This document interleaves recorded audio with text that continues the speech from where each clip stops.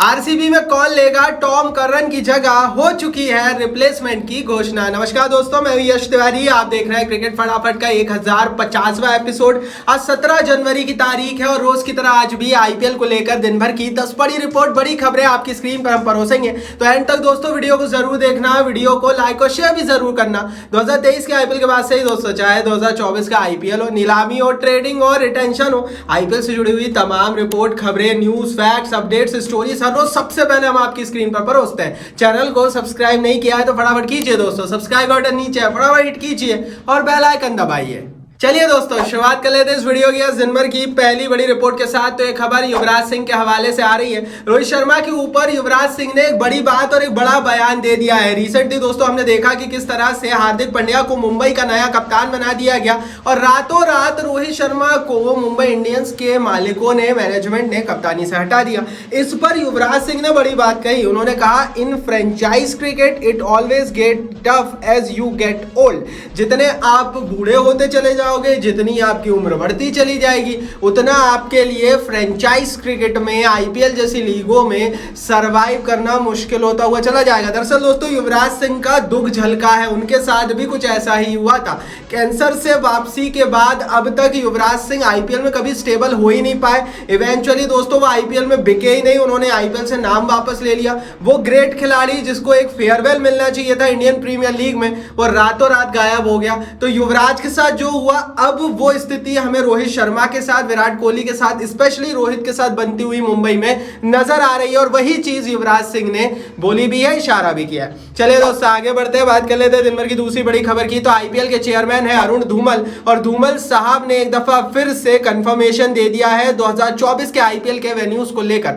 अरुण धूमल ने साफ कहा है, IPL will not moving overseas. Bharat से बाहर कुछ भी हो जाए, इंडियन प्रीमियर लीग के मैचेस नहीं जाएंगे। इंडियन प्रीमियर लीग का पूरा सीजन हिंदुस्तान में ही होगा। इससे कुछ दिन पहले जय शाह ने भी अनऑफिशियली ये बात कही थी, लेकिन अरुण धूमल ने यह बात ऑफिशियली कहकर यूनाइटेड अरब एमिरेट्स और श्रीलंका के मंसूबों पर पानी फेर दिया है। क्योंकि ये दोनों ही कंट्रीज, चाहे यूएई हो चाहे श्रीलंका हो, चाहते थे कि भैया इनके देश में आईपीएल के कुछ मैचेस हो जाए ताकि इनकी इकोनॉमी को बूस्ट लग जाए। लेकिन अभी की स्थिति में पूरा आईपीएल हिंदुस्तान में ही होगा। एक बार और 100% कंफर्म हो गया है, हमारी खबर पर मोहर लग गई है। चलिए दोस्तों आगे बढ़ते हैं, बात कर लेते हैं दिन भर की तीसरी बड़ी रिपोर्ट, बड़ी खबर की। तो ये रिपोर्ट दोस्तों आईपीएल के शेड्यूल को लेकर निकल कर आ रही है। रिपोर्टेडली दोस्तों बीसीसीआई पहले 2 हफ्तों का शेड्यूल अभी रिवील कर सकता है और बाकी बचा हुआ शेड्यूल लोकसभा चुनाव की तारीखें आने के बाद रिलीज किया जाएगा। बीसीसीआई एक प्लान बना रहा है शेड्यूल को लेकर। बीसीसीआई को शेड्यूल लाना इसलिए जरूरी है ताकि बाकी जो 10 टीमें हैं वो इस हिसाब से अपनी तैयारियां कर सके। लेकिन बीसीसीआई फंसा हुआ है, सैंडविच हो चुका है इंग्लैंड सीरीज और लोकसभा चुनाव और वर्ल्ड कप के बीच। ऐसी स्थिति में दोस्तों इंग्लैंड सीरीज जो होने वाली है 11 तारीख को, जो खत्म होगी, उसके बाद ही शेड्यूल आईपीएल जो है वो चालू हो पाएगा। और दूसरी तरफ टी20 वर्ल्ड कप से पहले 15 दिन पहले ही आईपीएल को खत्म करना पड़ेगा। तीसरी दिक्कत बीसीसीआई के सामने लोकसभा चुनाव की तारीख है।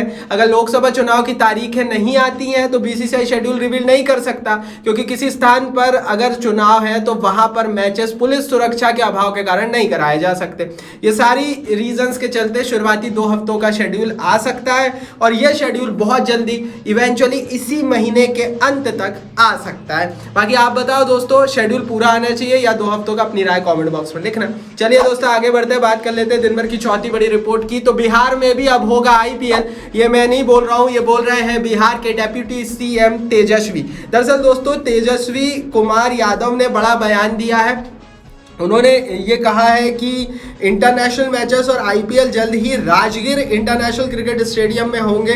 बिहार की जो जनता है वो लगातार आईपीएल मैचों की डिमांड कर रही है और जब से झारखंड और बिहार अलग हुए हैं, झारखंड में तो क्रिकेट हो जाता है लेकिन जो बिहार स्टेट है वहां पर उतना क्रिकेट होता नहीं है और इसीलिए भैया लगातार डिमांड थी। अब रिपोर्ट दोस्तों ये है कि बहुत जल्दी इंटरनेशनल मैचेस और आईपीएल के मैचेस डेप्यूटी सीएम तेजस्वी करवाएंगे। आपको बता दूं ये वही तेजस्वी है जो कि दिल्ली कैपिटल्स की टीम का हिस्सा रह चुके हैं। क्रिकेट से इनकी करीबी है, इंटरेस्ट भी है, तो बिहार के लोगों के लिए स्पेशली ये बहुत अच्छी खबर है, लाइक बनता है। और मैं तो कहता हूँ भैया देश के एक एक कोने में क्रिकेट होना चाहिए। वो कंट्री जहां पर क्रिकेट धर्म है वहां पर कोई भी कोना क्रिकेट से अभाव में नहीं रहना चाहिए, मेरी राय।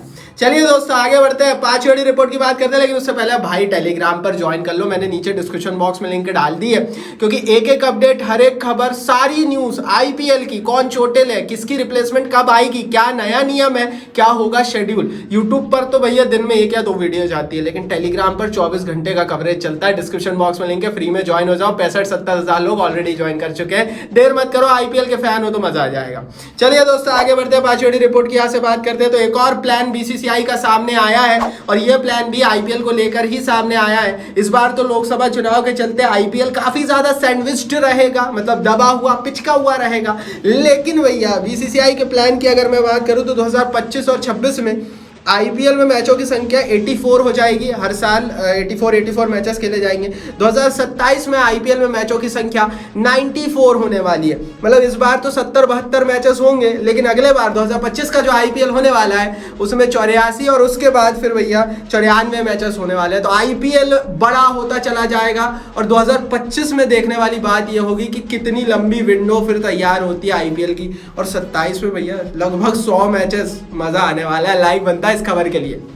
चलिए दोस्तों आगे बढ़ते हैं, बात कर लेते हैं अब दिन भर की 6वीं बड़ी रिपोर्ट की। तो टॉम करन की रिप्लेसमेंट क्या होगी, लगभग हो चुकी है घोषणा, लगभग हो चुका है फाइनलाइज। दरअसल दोस्तों रॉयल चैलेंजर्स बेंगलोर की टीम ने अपने तेज गेंदबाज टॉम करन की रिप्लेसमेंट पर इस समय विचार विमर्श करना शुरू कर दिया है। बिग बैश लीग के दौरान टॉम करन को इंजरी हुई थी, जिसके चलते रिपोर्टेडली और ईसीबी के नियमानुसार वो आईपीएल से लगभग बाहर है। ऐसी कंडीशन में आरसीबी की टीम 4 प्लेयर्स पर विचार कर रही है। पहला नाम है दोस्तों डेविड वीजे, जो नामीबिया से खेलते हैं, पहले साउथ अफ्रीका से खेला करते थे। पहले भी एक जमाने में आरसीबी की टीम का हिस्सा रह चुके हैं। स्पेशली मीडियम पेसर हैं और थोड़ी बहुत बल्लेबाजी कर लेते हैं। दूसरा नाम काइल जेमिसन है, ये भी काइंड ऑफ ऑलराउंडर और मीडियम पेसर का रोल निभाते हैं। तीसरा नाम टिम साउथी है, लेकिन जो नाम सबसे आगे है वो है जॉस हेजलवुड। रिपोर्टेडली दोस्तों आरसीबी प्लानिंग कर रहा है कि अप्रैल के महीने में विदाउट टॉम करन ही उतरा जाए, और अगर कहीं कमी महसूस होती है तेज गेंदबाजी में तो मई के महीने में हेजलवुड अवेलेबल हो जाएंगे और हेजलवुड को रिप्लेसमेंट के रूप में जो है टीम में एंट्री दे दी जाए। तो यार देखो, वहीं ले देकर आप फिर वही हेजलवुड की बात कर रहे हो, आपको उन्हें रिलीज ही नहीं करना था। सामने वाला बंदा सिर्फ 1 महीने बाहर रहने की बात कर रहा था, तो ठीक है आप भाई उसका पर्सनल रीजन था, आप उसको बाहर बैठा देते, 1 महीने नहीं आने देते आईपीएल में, क्योंकि इवेंचुअली आप उनके ही पीछे जा रहे हैं और उनके स्थान पर आपने अल्जारी जोसेफ को लिया, जो मेरे हिसाब से कभी भी अच्छा विकल्प नहीं हो सकता, इर्रिस्पेक्टिव ऑफ द फैक्ट उनको वो हाइट का फायदा नए बाउंसर रूल में मिल जाए। तो अब देखते हैं दोस्तों इनमें से किसको बुलाती है आरसीबी की टीम रिप्लेसमेंट के रूप में। टॉम करन बाहर गए, आरसीबी के पास मौका है, देखते हैं इस मौके को कैसे बनाती है रॉयल चैलेंजर्स बेंगलोर की टीम। आपके हिसाब से क्या होनी चाहिए रिप्लेसमेंट, कमेंट बॉक्स नीचे बताइए। चलिए दोस्तों आगे बढ़ते हैं, बात कर लेते हैं दिन भर की 7वीं बड़ी रिपोर्ट की। तो ये खबर ब्रेन लारा के हवाले से आ रही है। पिछले साल तक ब्रेन लारा सनराइजर्स हैदराबाद की टीम के कोच थे। तब तक आईपीएल के खिलाफ कोई आवाज उनकी निकल नहीं रही थी, लेकिन अब अचानक से आईपीएल के खिलाफ बोलने लगे। उन्होंने वेस्ट इंडीज के टेस्ट क्रिकेट की जो तबाही हुई है, जो खराब हुआ है वेस्ट इंडीज का टेस्ट क्रिकेट, अब उतना इफेक्टिव, उतना बड़ा, उतना खतरनाक वेस्ट इंडीज की टीम टेस्ट में नहीं रह गई, उसका दोष आईपीएल को दे दिया। उन्होंने कह दिया कि मैं यंगस्टर्स को आईपीएल जाने से नहीं रोक सकता, अगर आईपीएल जैसी लीग जब तक रहेगी तब तक आप टेस्ट क्रिकेट को भूल जाइए, ये कह रहा है ब्रेन लारा। देखो यार, भूल जाइए, याद रखिए, इसमें मैं नहीं जाऊंगा। फ्रेंचाइजी क्रिकेट ने टेस्ट क्रिकेट को बहुत छोटा कर दिया, ये बात सही है, क्योंकि टेस्ट क्रिकेट कोई भी 5 दिन का समय लगाकर बैठकर नहीं देखना चाहता, ये सच्चाई है आज की दुनिया की। टेस्ट क्रिकेट अच्छा होता है, ये हम सबको पता है, लेकिन कोई देखना नहीं चाहता, इसलिए टेस्ट क्रिकेट की व्यूवरशिप कम आती है। फ्रेंचाइजी क्रिकेट 2, ढाई, 3, 4 घंटों का एक जो मैच होता है ना, उसकी व्यूवरशिप बहुत टॉप की आती है। तो जो जनता पसंद कर रही है भैया, क्रिकेट बोर्ड भी तो वही बेचेगा ना। अब जनता को जो चीज़ पसंद नहीं है, अगर आप जबरदस्ती टेस्ट क्रिकेट को छेड़ोगे तो लोग देखेंगे ही नहीं भाई, क्रिकेट ही नहीं देखेंगे। तो मेरे हिसाब से जो जनता पसंद कर रही है वो T20 क्रिकेट है, छोटे फॉर्मेट का क्रिकेट है। अब उसमें आईपीएल आ गया तो आप आईपीएल को दोष नहीं दे सकते भाई। वेस्ट इंडीज की कोई सी लीग आ जाती, वेस्ट इंडीज में भी सीपीएल होता है, तो मेरे हिसाब से आप किसी एक लीग को दोष नहीं दे सकते। जनता को छोटे फॉर्मेट का क्रिकेट पसंद है, उसको आप दोष दीजिए, आप किसी लीग के खिलाफ कुछ नहीं बोल सकते।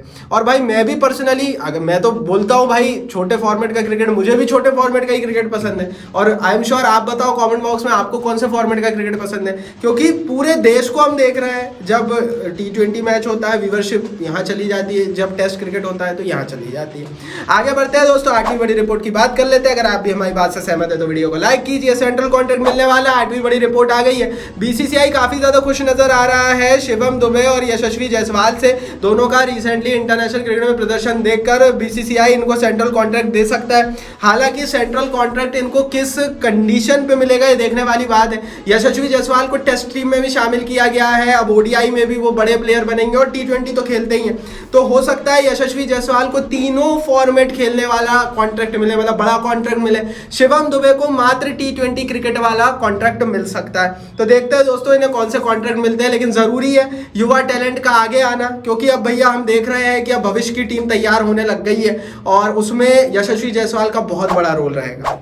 चलिए दोस्तों आगे बढ़ते हैं, बात करते हैं अब दिन भर की 9वीं बड़ी रिपोर्ट की। तो आज बड़ा मैच होगा, एक दफा फिर से अफगानिस्तान के सामने भारत चुनौती देगा। 2-1 से ऑलरेडी भारत 2-0 से माफ कीजिए, ऑलरेडी भारत जो है इस सीरीज को जीत चुका है। बेंगलोर में मैच होगा, ये मौका है हिंदुस्तान के पास अपनी T20 वर्ल्ड कप की स्क्वाड को टेस्ट करने का।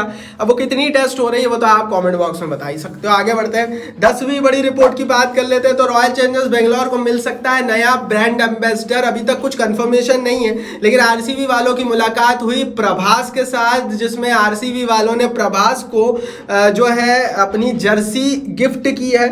हो सकता है कुछ पकड़ाव, हो सकता है भाई ये ब्रांड एम्बेसडर मिल जाए, क्योंकि रॉयल चैलेंजर्स बेंगलोर की टीम अब बहुत बड़ा ब्रांड बन चुकी है, स्पेशली इन साउथ इंडिया। अगर मैं किसी भी स्पोर्ट टीम की बात करूं तो चेन्नई और RCB ये दोनों डोमिनेट करती है पूरे साउथ के रीजन को, और RCB उस रेस में आगे बढ़ना चाहती है। ये थी दिन भर की 10 बड़ी खबरें। टेलीग्राम पर जरूर ज्वाइन कर लेना, मैंने नीचे डिस्क्रिप्शन बॉक्स में लिंक डाल दी है। इस वीडियो को लाइक और शेयर कर दो अपने हर एक IPL और क्रिकेट फैन के साथ, और चैनल को सब्सक्राइब नहीं किया है तो सब्सक्राइब का बटन नीचे है, फटाफट हिट कर बेल आइकन दबाओ।